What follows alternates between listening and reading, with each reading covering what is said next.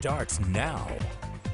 Good evening, I'm Lauren Culber. Thank you for joining us. In tonight's top story, the North Dakota Department of Corrections says they have a plan for more reform to the state's prison system, and they say it's ambitious. Renee Cooper tells us about a new data collection system that supposedly will help the DOCR track whether their programs are actually working to shut the state pen's revolving door. The North Dakota Department of Corrections partnered with a technology nonprofit founded by engineers from Google, Apple, and Dropbox. It's called Recidiviz. The 10,000 foot view stuff we've kind of been able to do over the years. It's that driving and drilling down and being able to see what's going really on at the root is where we really see a big benefit to this. So what will the DOCR be tracking exactly? Parole and probation outcomes, including the number of days people are released and stay out of prison. They'll also be able to measure risk factors that could potentially put someone back in jail. We're looking at our entire system.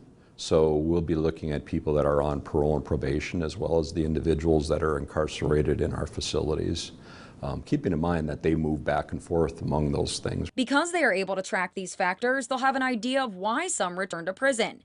Maybe it's because they went home to a household where drugs and alcohol are prevalent. Then corrections can come up with solutions, like maybe we need more addiction treatment and housing options for ex-inmates. The insurance world does awesome at this, right? We measure what we want to happen. If a person has a certain illness and we prescribe this treatment to them, we should see a positive result because that's what the evidence says.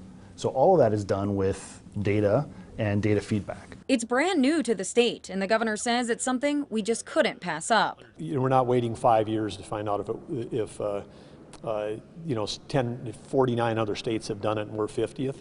We're ambitious because we're trying to be on the front edge of trying to do new things. The department has been keeping data for years. The advantage to the Recidiviz project is that we no longer need a data analysis person to go in and analyze the data and present it. Charts and graphs are automatically updated each day. There's still some kinks with Recidiviz, so Bone wasn't able to show me what it looks like yet.